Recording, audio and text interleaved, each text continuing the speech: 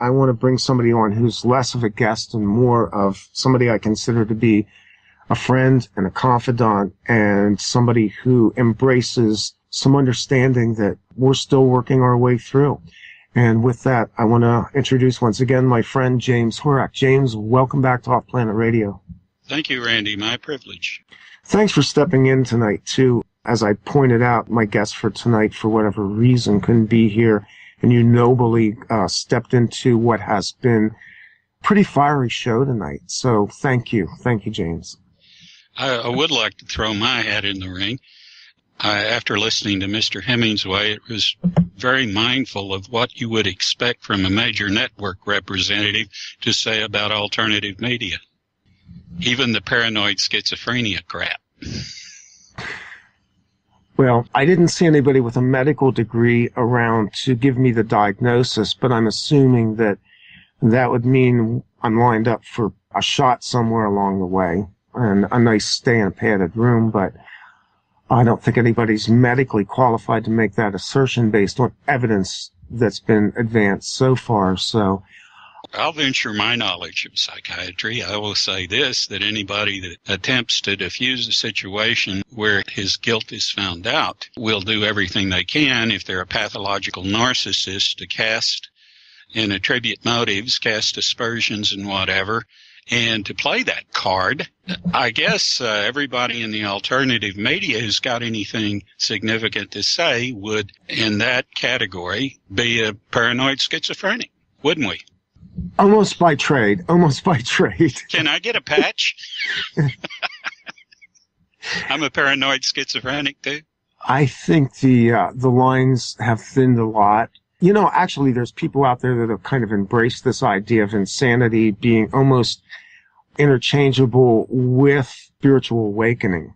And I think anybody that's gone through intense spiritual awakening, whether you call it Kundalini or some other type of thing, understands that there is a point where it really does hinge on insanity. The question is what you do with what you receive out of those kind of experiences. For some of us, it's been a lifetime journey in that realm as well. How about it, James? Well, I think you can keep your focus if you're telling the truth. If you're not telling the truth, then you backpedal like Mr. Hemingway did. There's a lot of things that I would like to talk to you about tonight. Let's see, today's the 12th. We're coming up on the winter solstice on the 21st. And I wanted to get your perspective on what's going to be happening, if you see anything specifically in that time frame, or what you project out based on your understanding and based on what I know about you, how you are able to receive certain very critical information streams. Let's put it that way.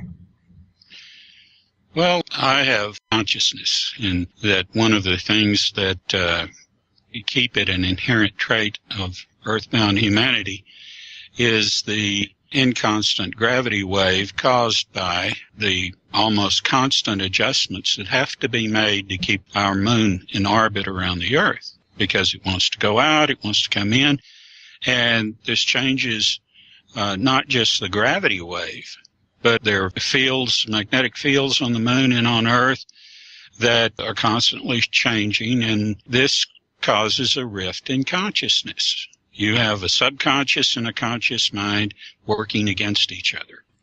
You've got the conscious mind that is extremely fearful of the subconscious, because the subconscious is capable of telling the truth in very uncomfortable situations where the truth is not appreciated. Yeah. And so that gap, it affects not only the ability of the mind to work together, but it affects the way we observe time, cause and effect, how we can be manipulated. Do you see a heightening polarity going on right now? I mean, and I'm even talking about mainstream. I observe people, and I have seen the energies ebb and flow over a long period of time, but I've seen quickening cycles right now, James. And I'll just peg it as the first week in May, we had this supermoon, and I actually had some pretty profound experiences with that supermoon that entailed pretty interesting stuff, including portals and craft and watching people go through switching and things like that.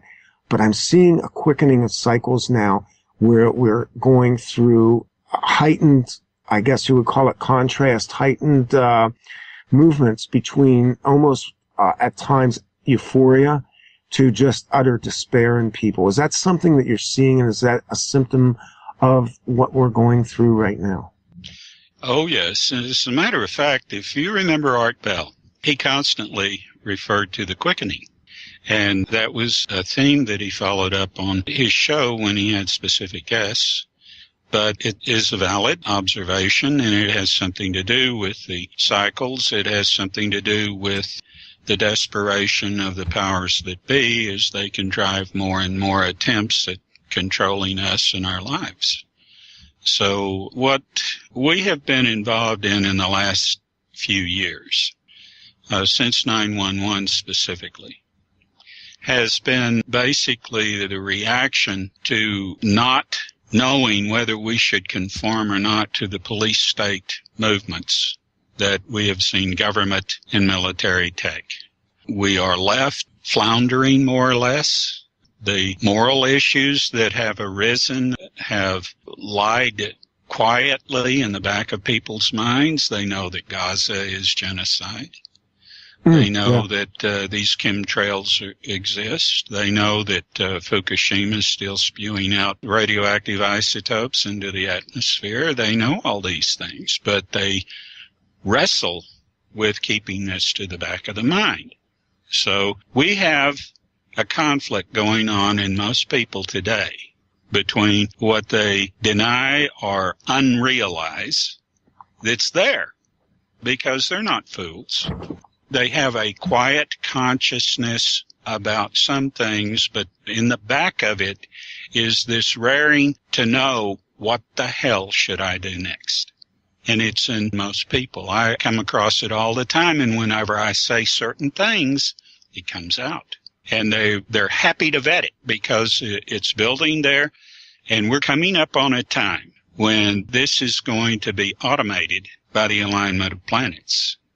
Because as these planets line up, that's going to take more and more pressure, this tug and pull of the moon and earth. So it's going to, for a period of time, alleviate this split consciousness that we live under. That is one of the ways we're controlled. One of the things we're controlled through, because the greatest inner weakness that we have is ambivalence. And this split in consciousness keeps the ambivalence fire going. We center back to find a comfort zone. You know, I talk about genius. What is genius? We don't have geniuses anymore on this planet that are out-and-out geniuses in anything they think about, like we had in the Renaissance, in the pre-Renaissance era. The great men like Copernicus, like Michelangelo, like Leonardo da Vinci. These were geniuses. These were geniuses in anything they tackled. We don't have them anymore. We don't have them anymore because we have over-compartmentalized, we've over-specialized, we've driven people into niches, and that's part of the mind control. So, and the worst part of all is that we do have the potential for this sort of thing, but the information is denied them. The science has betrayed us. Government agencies that have data that would help us, if they throw the information out that they're hiding, you would be surprised who might step up. We might have a 12-year-old step up and make connections that scientists can't make. Oh, I absolutely believe that. In fact, I believe that right now there's at least 2 generations walking this planet that are latent genius, and in some cases they call them attention deficit disordered, or they diagnose them with any number of other, autism. I've met autistic children that I know what was latent inside of them was not even just genius, but a beautiful soul in a protective cocoon. It's almost like these souls have now come into Earth with armor around them to be birthed later. After. Oh, yes. Survival creates genetic potentials that monsters don't want you to know anything about. I've often said that what they're calling mutations is simply the stress that will cause certain genotypes that normally, without this stress, would not designate a particular trait. But under certain stresses where these combinations are beneficial to the survival of the species, and that particular trait is survival adding, it'll express. In a combination that otherwise wouldn't express, would remain genotypic as opposed to phenotypic. And I've said this to a lot of people, and it's caught on with some of them. And they understand that these are the concerns why there are so many black ops operations, we call them abductions today, that are out to ferret out every genetic combination and what potential trait that it might, under certain circumstances, lead to and so forth like that. They can't do it. Even with Mr. Computer, the mainframe they're building in Utah, and they've finished. They've got that thing up and running. So what they're doing there, and this is another thing, genetics and computer science, they are creating more problems for themselves, for the obsessed controllers, than they understand, than they'll ever be able to cope with. It's just like when somebody lights too many fires and says, well, I'll put this one out and that. Eventually, there are too many to put out. And that's what's going on politically. That's what's going on in science. We have a period of time now, leading up to the 21st, in which all sorts of things can happen. I mean, it's not just that people are vetting out other people. It's not just that people are having moments of depression and so forth. It's basically that in the back of so many people's minds is this awareness that we're on the cusp of something big. And they don't know whether they should fear it or welcome it or revel in it. But I would revel in it no matter what. I don't know if we've ever talked about this before, but we come into this world sort of cloaked with amnesia, but every human being on this planet has imprinted in them a reason and a mission for being. Would you agree with that? Well, that's sort of an adjunct from predestination. Okay. And, well, I would say this. I would qualify that as an ingredient that some people work around, an attitude, but I would give vastly more credit to our attention to free will. I don't disagree with that at all, James. Well, I know you don't. In fact, we agree on most things. We do. We work our way around it. And the reason I ask you that is because I do believe in the potential of people and the potential good of people, and the roles that they play can become very convoluted. And the energies that we're dealing with now are elevating things in a way that is almost dividing humanity in terms of both who's playing light and who's playing dark, and probably who's going to survive and who's not. Well, it's 50-50. You have a 50% chance of surviving this lineage and becoming a part of something much vaster, much greater. 50-50. And you'd never had that before, and there have been other lineages. You know, the evidence of that is carefully suppressed, but still, it's there. You know, they can't suppress all of it. And we hear stories from time to time, but every time that there is a monumental work that is discovered, the first people to get access to the interior of it are the Illuminati. They send out their Bilderberger trained individual like they have with this recent find in the Busagi Mountains in Romania. Right, Peter Moon's work with Transylvania's sunrise. Yeah. And they make sure that if there's any records in there of a prior lineage that's warning the people of today what went wrong then, that they don't get it, that it's suppressed. And that's a concern. It's really been almost like we've been sheltered from understanding our roots, both in terms of origin on Earth and galactically.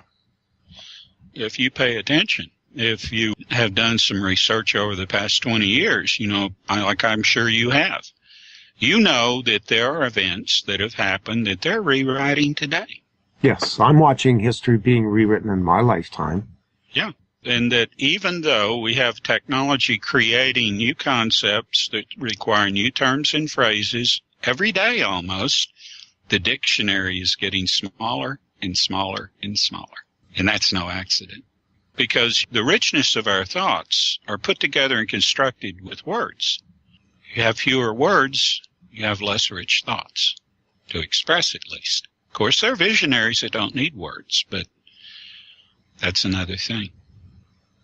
Well, as I understand it, going back to the court of Queen Elizabeth I and the Rosicrucians, they had planned for a time when language would contract.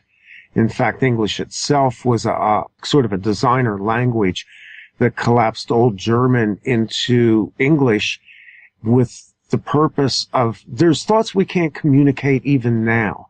And anybody that's ever studied a foreign language knows the difficulty there is in taking certain phrases. I mean, I studied French. There are terms in French that don't translate well into English, hence the original thought. Russian's a very complex language. German also contains these embeds. So in a lot of ways, we have a truncated language system, which means that we are no longer able to intellectually or verbally express certain things that I believe are coded into us. I think that's one of the things that William Shakespeare was fighting against. Bill Johnson fought against it. The truncation is a perfect word to use for the thought limiting of language. And although Mr. Orwell plagiarized 1984 from Zamaitan's We, he didn't do the justice when he was describing Newspeak that Zamaitan did. Zamaitan saw up close what bureaucratic terminology would lead to. And he knew that it would catch on with vernacular and that it would become politicized. In our language today, much of the same thing is happening. It's very subtle. But we see it first in the news media. And then it begins to spread and take on its own personality over a period of time. I'm not talking about the way that youngsters truncate their text messages and so forth. That could be harmless if they are given a decent education to begin with. But they're not. So it's a threat. It's a threat to creative thinking. And, we need all the creative thinking that we can get. I have a question that came out for the chat room.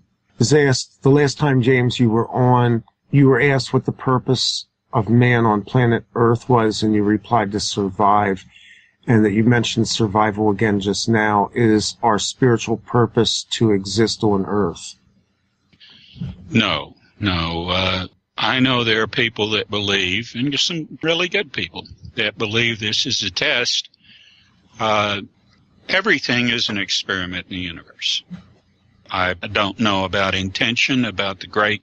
I know that there is a designer, because I see that in everything. I don't have to have any privilege over anyone else to go out in my backyard and see the design of a tree, to see the animals that are constantly running around, and to see the way in which all of these respond to you.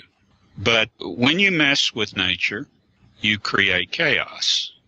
When you disregard nature, when you try to pretend that nature doesn't matter, or you can supersede her, or you can betray her like the money do today, then you're in big trouble. And so then I guess maybe that aspect of soul testing comes into it. But it's not along the lines that your soul is in danger or your spirit whatever. It's a matter of what succeeds best in the universe. The follow-up to that was basically a rephrasing, and they ask, is there a spiritual purpose? Oh, yes. There's always a spiritual purpose. All spirits are immortal.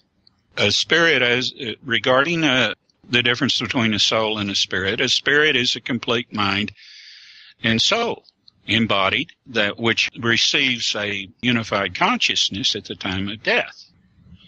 And, of course, there are people that have had near-death experiences that know this to be true. They'll tell you, but maybe not in those words. And when they come back, they're different. I have known people that because they had massive brain damage or severe brain damage, when that mind went back to repair itself and heal, got rid of all that rubbish that we grow up being fed until we're 6 or 7 years old, which drives that gap between the subconscious and the conscious mind further. And one of them in particular that I know has unified consciousness, which is wonderful. And this guy is really neat. There are people that walk among us that possess this ability, James. And I don't know that we quickly identify them, but when you encounter beings, and specifically human, I think there's a power, a magnetism to that, because they're not only connected fully to their own being, but they're connected to all the things that you've talked about. And it goes back to the EMVs and this intelligent management of the solar system, and how we're not just floating human entities. We're connected to something greater. We're connected to the power behind the EMVs, behind the Earth itself. You called Earth she, and I believe that kind of alludes to the fact that we understand that there's a living consciousness that's embraced by what we consider to be nothing more than rocks and dirt circling around in space. At some point or another, everything becomes purposeful. And the drive to eliminate what is not purposeful or aberrant has never caught on here due to this split consciousness and the way it's been opportunized, and that a technology developed to maintain that. There are a number of things that if you changed, even the way in which electricity is generated, if you change these things, you will notice a growing consciousness in people that is a lot more productive, that is a lot more coherent, a lot more moral. People are less than they should be, but through artificial means. I mean, it's not natural for there to be a number of aberrancies like that mall shooting that you were talking about. That's not natural. That's not part of anything other than aberrancy. And, one of the things that I discuss is common sense, and that is if you have a culture that has star travel technology, you possess a technology that one person can put in their hand and destroy a planet with. That culture can't entertain aberrancy either collectively or individually. So in order for it to survive its own technology, it has to find a way to remove these unnatural, like aberrancy, from the collective and from the individual. And it's not a matter of punitive measures. It's not a matter of eugenics. It's not a matter of anything other than culture. I remember a story when Norway was occupied by the Germans in World War II. There was this little hamlet that had a mayor, and the German commandant called the mayor in one day and said, it is wonderful the way that you have discipline here, because we haven't had any crime or any petty theft or anything since I've been here. I must say, this is incredible discipline. The mayor looked at him and said, no, it isn't discipline. It's culture. That's actually an interesting observation as well, because, and we actually used to talk about this for a while in a sort of distorted context, but back in the 80s, we had the culture wars, which were largely narrowed into conservative and liberal dogma, but there was this idea that there was a war on the culture.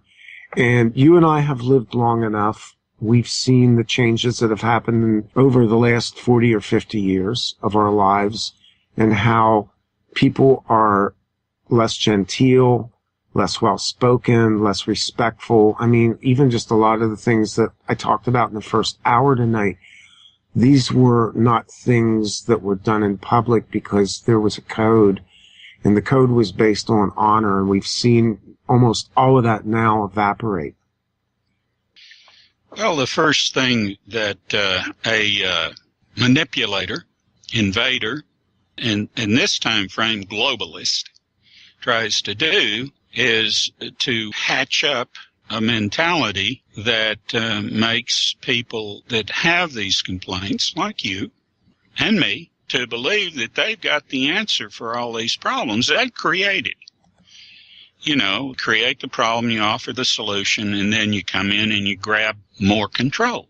It's an old Hegelian formula. And, you know, it's being used now more than ever, and people either never understood the model or they're blithe. You know, I'd rather think they don't understand the model rather than be indifferent to something that is after everything they have, including their last breath. I don't know what to think of people that can't get to first base with the obvious, other than that they're under mind control. And that's what we have. We have a large population of people that are in denial about the obvious because it's in front of them every day. They work harder, they make less money, or at least they have less spending power than their parents had. I can remember when a man could make a good living and support a family and kids and send them to college and have a 2-car garage and 2 cars in it on his salary. And now, a man and a woman both working can't do that.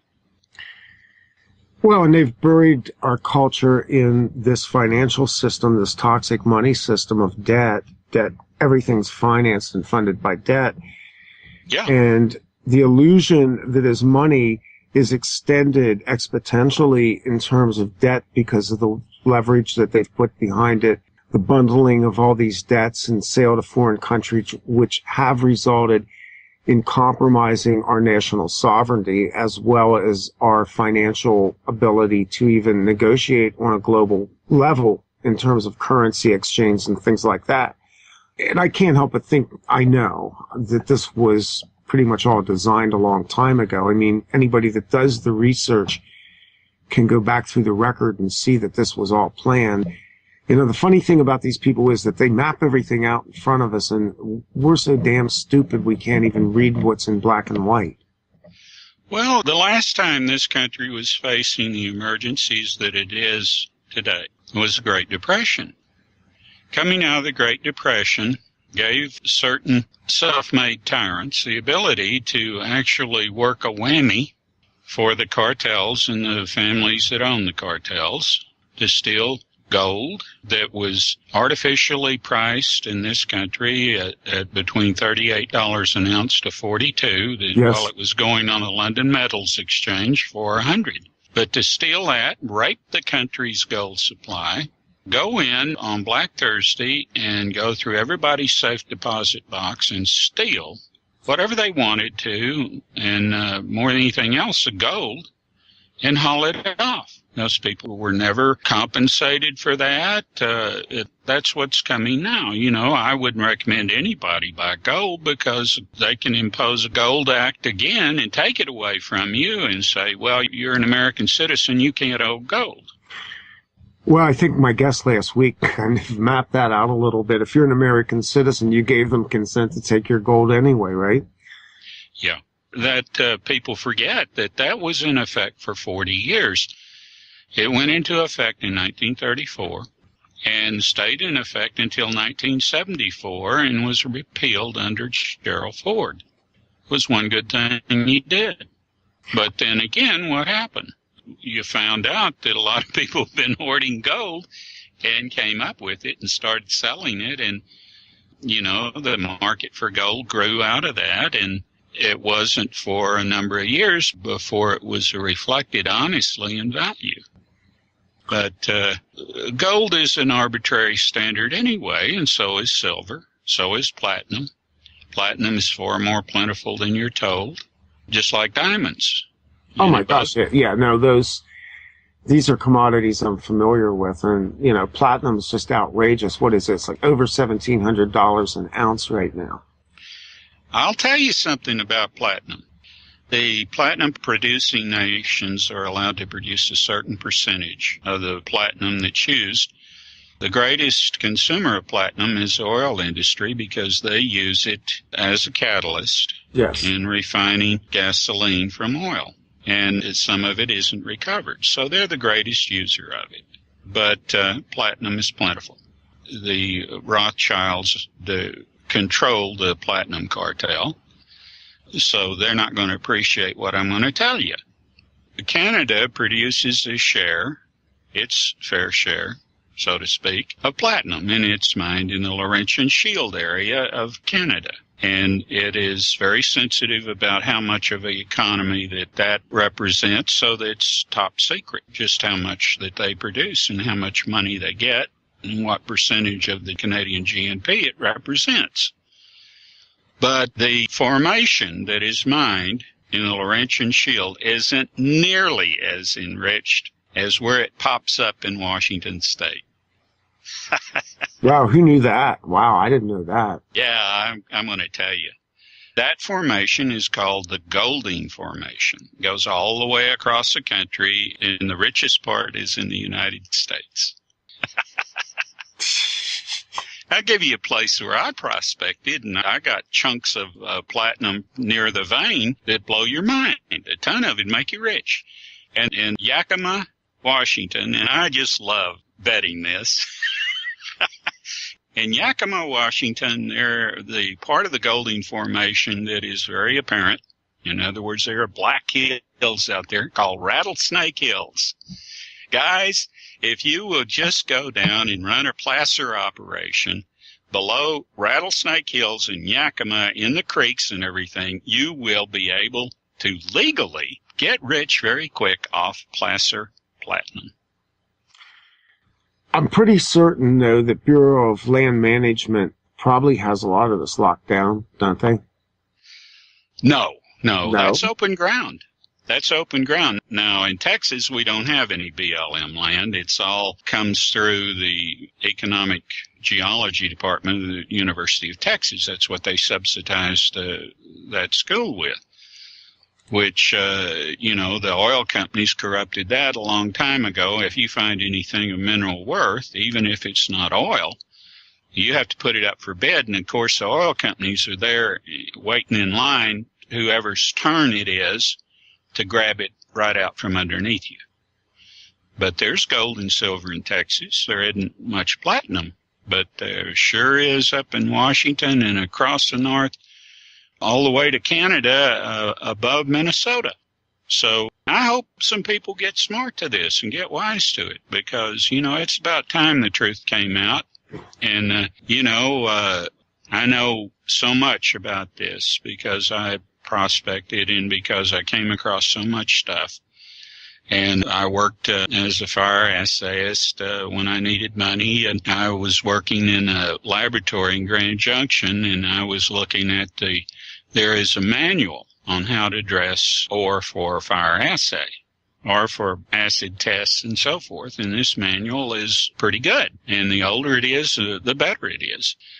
But it tells you that if you fire assay for the precious metals, gold and silver, that if you don't prepare your specimen before you put it in the furnace with the copper reduction method, that the platinum will go up in a vapor and just, it'll precipitate in the flume.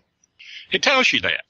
But there isn't a fire assayist or chemist today that'll do that, because they all know they'll get in trouble. And they'll lose their contracts with the government if they're doing water works, testing the purity of the water, making sure there's no contaminants from oil company exploration, that sort of thing, where they make the most of their money. Then they'll lose all that if they let the cat out of the bag. Mm-hmm. I saw it at the time where I was working in this lab in Grand Junction. The chemist there was a very good chemist, and I got on to him about that. And he just shook his head. He wouldn't say a word. And so I'd go out, and he liked to drink. And I'd go out after the day's work and get a bottle of Old Fitzgerald, which he liked.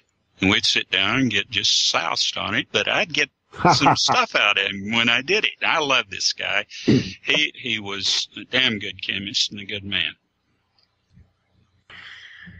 So there you go. There's your tip for how to perhaps... Oh, I can tell you a lot of crap like that. I can tell you. I mean, I'm full of it. But, you know, that's just one of them. I think that every show I'm going to do, I'm going to at least bring one revelation to you. That's good. That's golden. And, you know, I think anybody that goes back through the conversations you've had with anybody finds nuggets. I listened to one of our shows, one of the first ones we did, and I'm like, I didn't hear that the first time. We live in a society where secret keeping is the mainstay of the powers that be. There are a lot of people that have asked me, well, if that's true, why aren't you rich?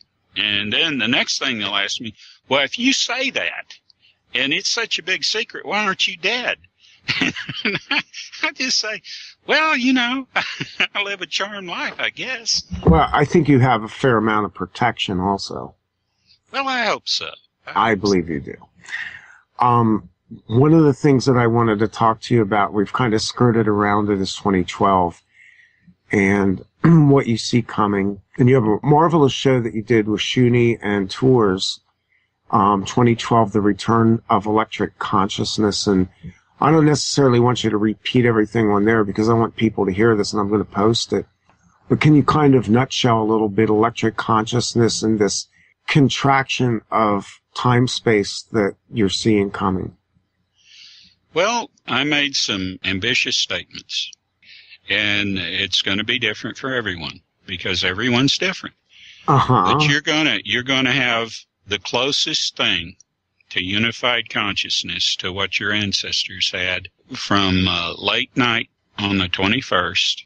And it may continue. There are things that are in place to make this more enduring than it would otherwise be. Mayan shaman that I listened to, I was very impressed with here recently, who gave a dissertation on this, and he did his best to reconcile ancient beliefs. I saw that video, by the way, yeah.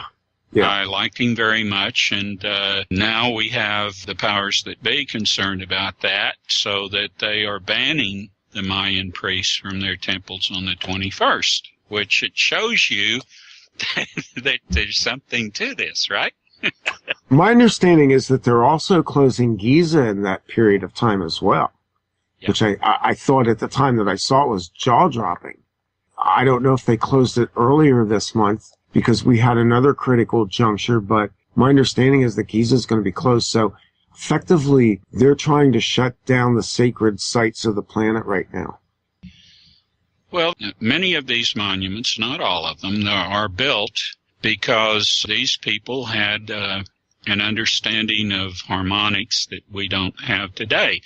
It was the Indians that taught the Spanish how to prospect for gold. They had divining pendulums that they used, and I've seen some of these come out of Indian graves. They look like plumb bobs, and they're usually out of a particular type of rose granite, and they're beautiful. And I had a gentleman give me one time. So this is like a dowsing rod.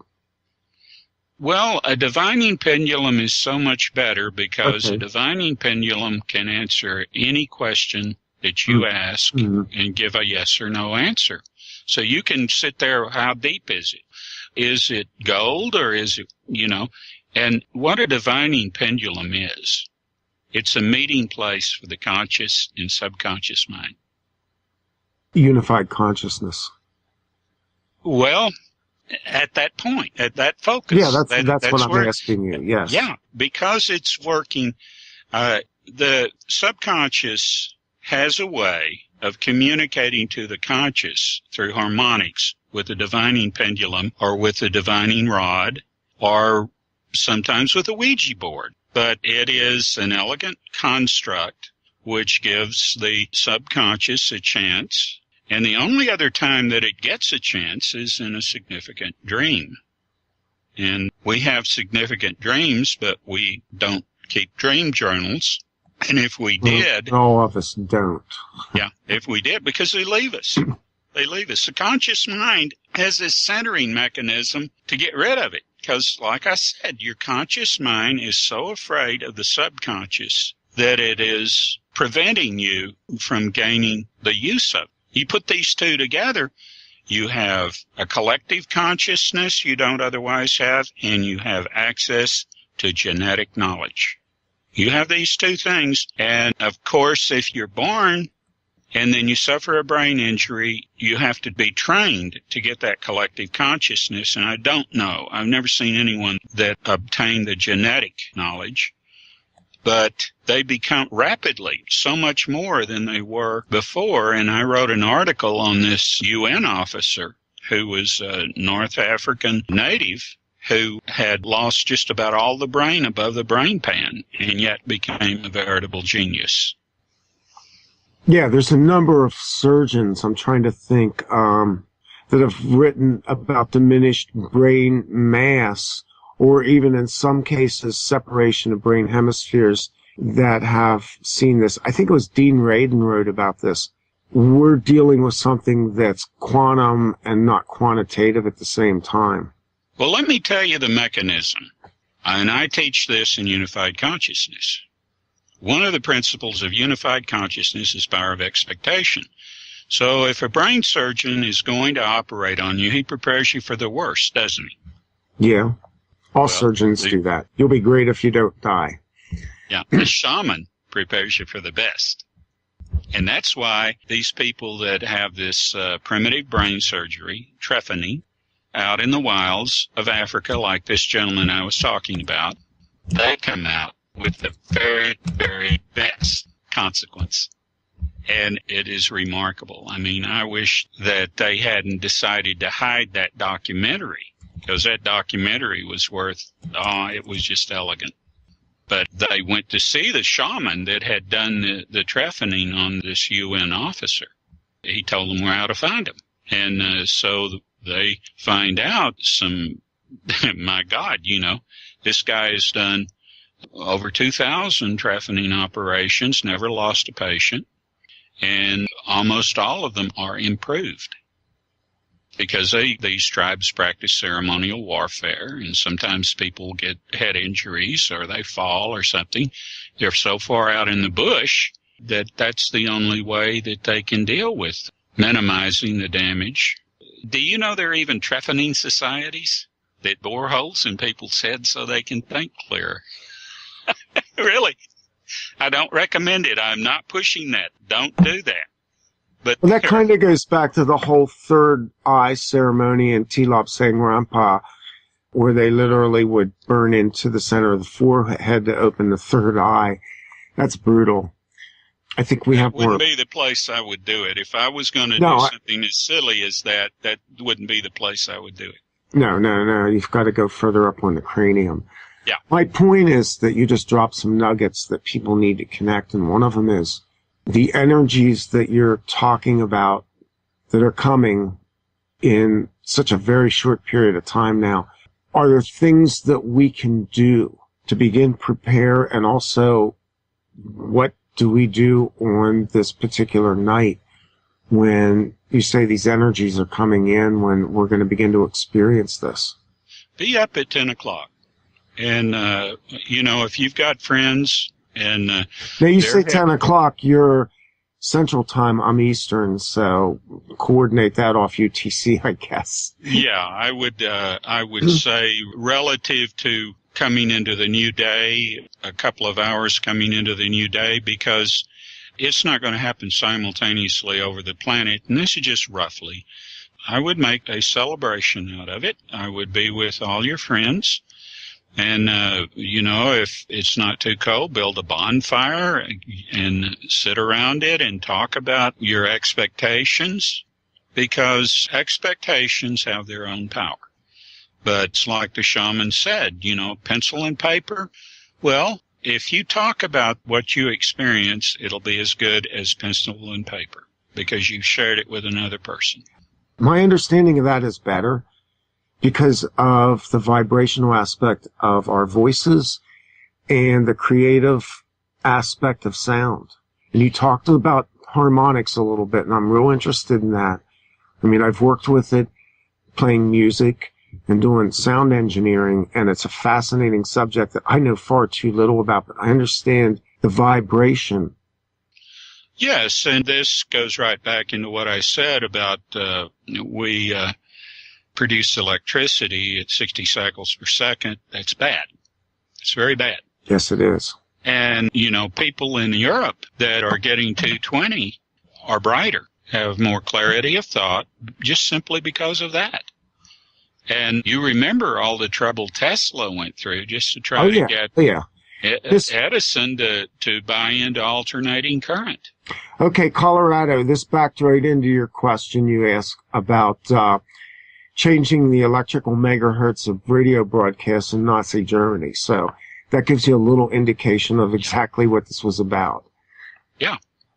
See, we answer questions on the chat room. We just back into them. James probably doesn't even know you asked that. No, but it's a good question. And we have lived among people that are so concerned with maintaining their status quo that they will do anything, they'll subject us to anything that they think is going to keep them in power and keep them in riches and keep them in control. They don't understand the human heart because they've denied they have one. They denied spiritual reality. They deny God. If you ask me what God is, I would just simply say, I know there's something that is responsible for the design in the things that I see, not just astral, but small things that most people are not really impressed with because they see it all the time. I think part of this awareness that you're talking about comes with an understanding of the uniqueness of the things we see around us and even how we see things around us. While I enjoy going out into the desert in Sedona, I can walk a few miles from here and be in mountains. And the mountains are different every time I go there. It almost sometimes feels like a stage was prepared for you to go into nature. Well, that's a special place. And there are a lot of people that have gone there because they heard that it was a place where they could suffer a quiet spirit, so to speak. Mm-hmm. Yeah. And where they could be more attuned to themselves and to others and to nature. And that's true. And that even though it's not that far from atomic testing and other things that have been used, it has a way of purifying itself. Sedona is a wonderful place to be. I've been there a few times and wish I could have lived there. Do you kind of see this thing that's happening specifically on the 21st as kind of a wave? Is it that kind of movement? Randy, it can be what you make of it. What you're going to have, it's like, for some people, it's going to be dramatics. For others, for you, you're already aware. You have your feet on the ground. You have common sense, common decency. You don't lack very much. So for you, your joy is going to be in watching other people that you know benefit. And, back during one of the things that was so hip to do was watch other people when they did their drugs, how they would react. And, I fully appreciate that. Yeah. It was a lark. Yeah. Yeah. Of course, I walked my share of people having a bad acid trip off. I saw people who wrecked their minds with some pretty hardcore stuff. I mean, I'm not the stuff that Timothy Leary was peddling. There's levels to everything, and some people are just excessive, and they abused themselves, and they paid a horrible price for it. But we talk about consciousness, and then we have this whole ascension meme that's circulated now to the point where, in a lot of ways, to me, it feels tawdry. It feels like it's lost its luminance. But there's a valid concept contained in that I don't want to see get lost in the meme machine of the internet, because as human beings, we're going through a shift. Some of us have known this for all of our lives, frankly, and sensed it very strongly for a number of years. The elevation of that is important, but at the same time, staying focused on what that means exactly, because it's not spiritual superiority, right? Well, we have people that, because they have been disappointed in religion and religious teachings, the same way that you and I have been, but they elect to deny God, to deny the Spirit, and so forth. These people aren't committing a crime. They are reacting in their own way to what they see as fraudulent. And religion has justified that reaction, whether we want to think of it or not.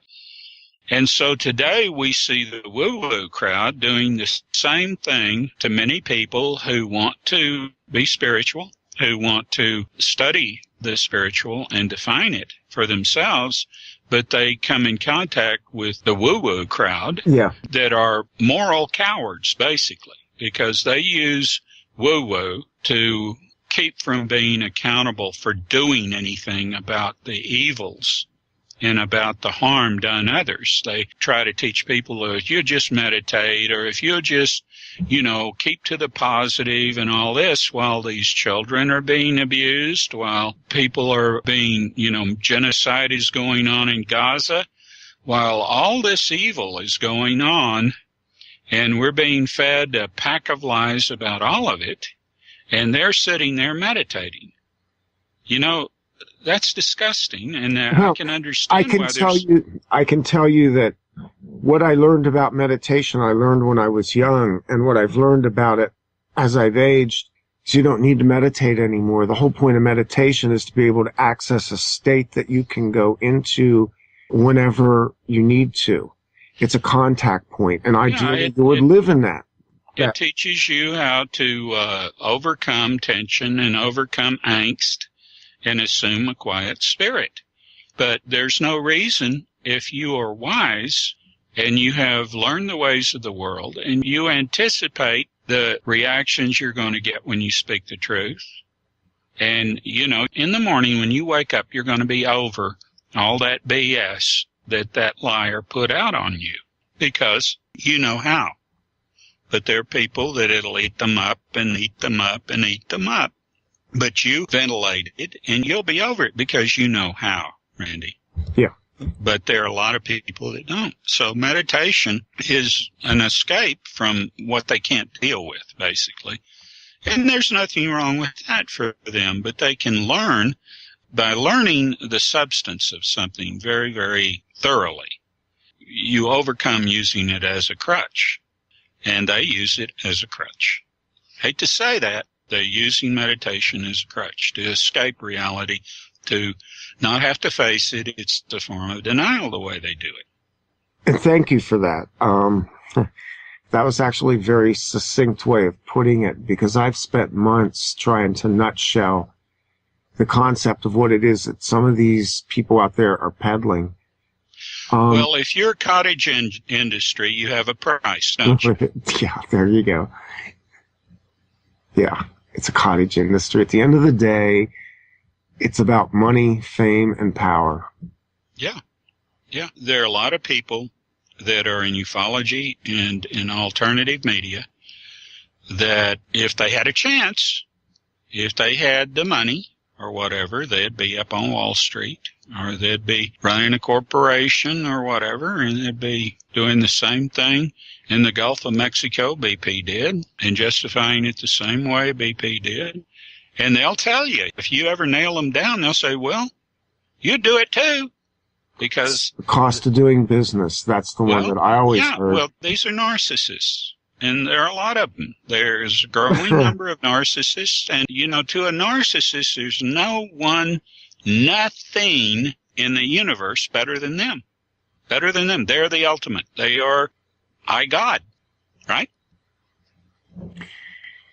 By contrast, if we're going to go through this heightened, I'll just call it, well, you call it a gravity wave, an energetic, is there not going to be equal and opposite reactions, or am I dragging Newtonian physics into this?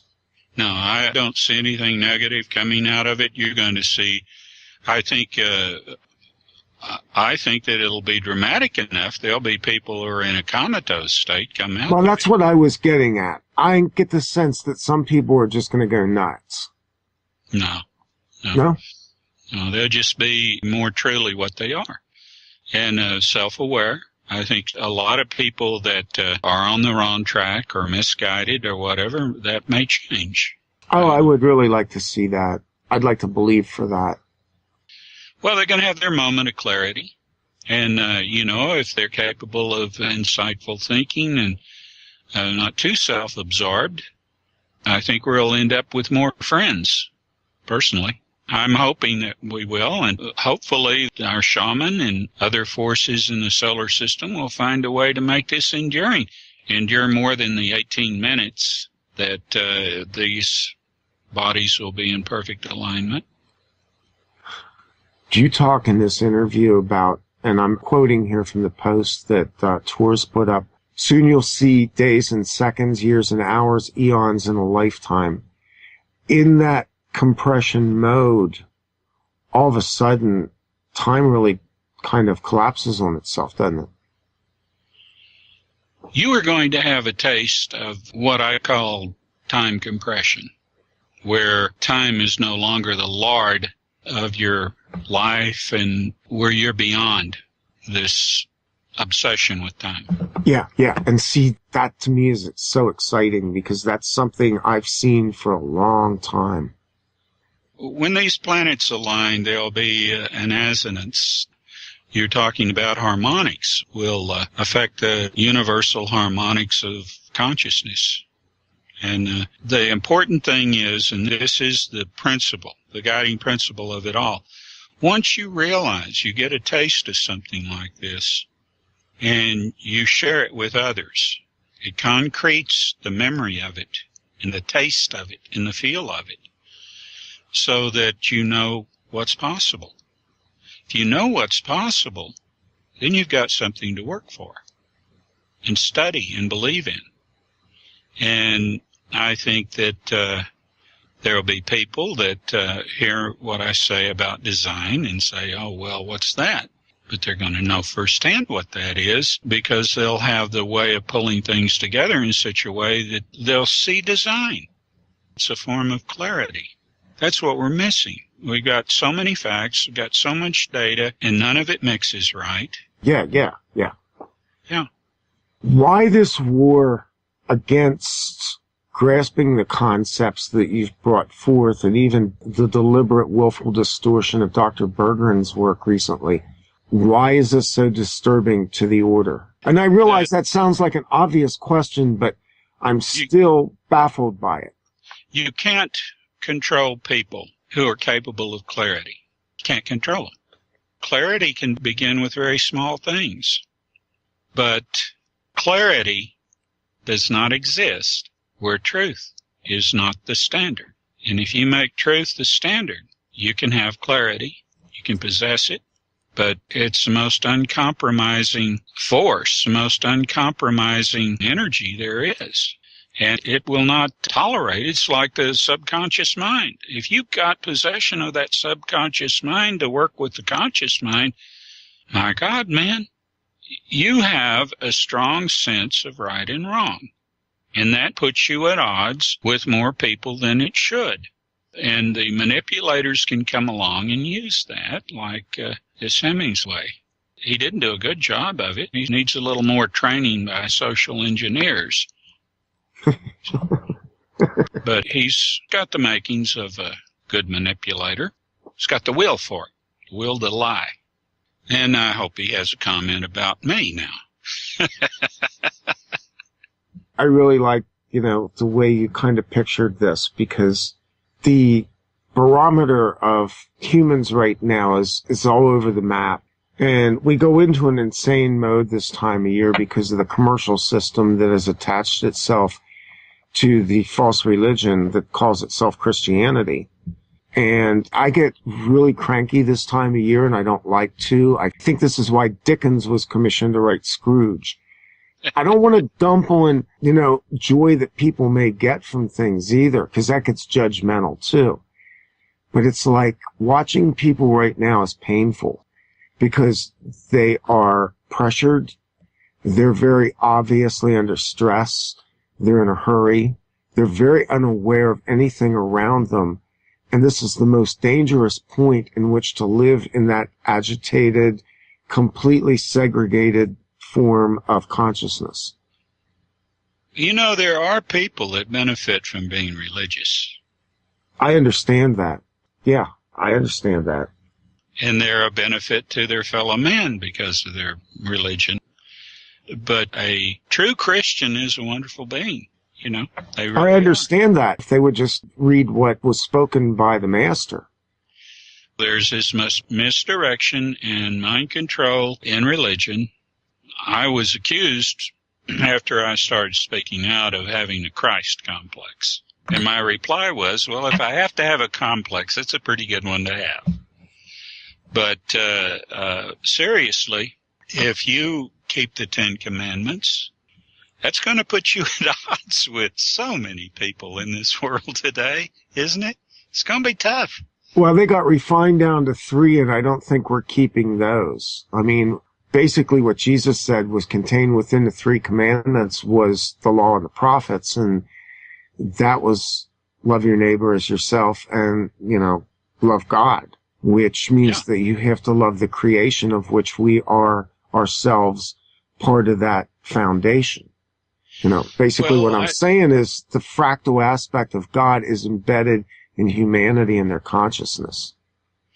Even if you look at the religious teachings emanating from many of the religions that have survived, they basically teach you that you're stewards of the earth and keep faith with that. In so doing, I mean, you're pretty much an ecologist. Mm-hmm. Yeah. You'd have to come down on whatever caused Fukushima, and you wouldn't rest until you found out, would you? Yeah, and that's like pulling teeth out of a whale because it's been so obfuscated at this point. And you wouldn't be raising children to go to Afghanistan, would you? No, you wouldn't. Well, and probably thinking twice about even going to the west coast of the United States. And I'm sorry because I have people I love on the west coast of the United States. And our government, who was supposed to serve us, has hung us out to dry because, like, what happened in the Gulf is we had a disaster of, frankly, epic proportions that was obfuscated, lied about, covered over, and actually turned into a bigger disaster as a result of negligence and greed. And that's the world that we live in, and that's the consciousness that, God, I pray, I hope, you know, somehow or another what you're talking about can begin to loosen the grip of that particularly dark spirit. We don't know. We don't know. We do what we can, and that's what's important. You know, that good people do what they can, that they be brave and speak out, that they go to their neighbors. And even though they may be thought out of line or over the top or whatever, that they try. They try to reach their neighbors. And I'll tell you something. There'll come a time when their neighbor will say, you know, you cared for me. And that'll mean something. And all men should look upon themselves as brothers. That's the height of any philosophy or teaching, because it allows us to identify with each other in ways that we might not have, and to realize that this brotherhood that we feel is greater as it grows, and the effort that we make to keep peace with each other, to understand each other, to try to establish something more than just a shallow understanding or a phrase that's supposed to denote an emotional response to what the government wants you to have, so that they can vilify somebody or they can turn you against a notion that is not in keeping with their immediate agenda. So if you want to overcome tyranny, you first do it at an individual level as a person, and you experiment with how best to reach others to do the same thing. And right now, the noblest thing would be to sort people that are on the cusp, Pull them over to your way of thinking and be a peacekeeper. That's the best thing you can do. But, of course, it's a difficult thing to do. It's one of the most difficult things to do of all. There's plenty of good biblical admonitions to that effect, isn't there? All the great teachers did, All of them. Teachers pointed to that. James, I can't thank you enough for coming on, and that was actually a great way to kind of tie up a lot of things that have flowed through this show tonight. I know you're doing a fair amount of interviews right now, and you're also on Facebook, is that correct? Yes, I'm on Facebook. People can reach you there. Yeah. And the website of record for you is emvsinfo.blogspot.com. You know it better than me. I made it a point to pull it up because I know you always forget it. Yeah, I do. Now I know that this was a connection because I remember things. I go, James is not going to remember that website. So, and right now you can go over, there's a YouTube there of the 12/21/2012 Return of Electric Consciousness show with Shuni and Tours. Shout out to Shuni. He's been a real friend to me, and Tours as well. And so look at that. And our friend Crystal has done some incredible work once again. And you will find articles posted both at EMV's info and on offplanetradio.com. Crystal's latest article is posted on my blog. It's a good one. Yeah. And she did an interview with the 100th Monkey Show. And that's posted as well because she really goes into some things there that for Crystal were kind of deep. And Crystal's deep anyway, so now you got an ocean to swim in. James, thanks a lot for coming on. We're going to close it out for tonight. It's been an interesting evening and a long evening. 12/21/2012 is coming, and listen to the show again and see if it speaks to you. This is All Planet Radio. I'm Randy Maugans. The truth is out there. It's inside you. Really, really look for it.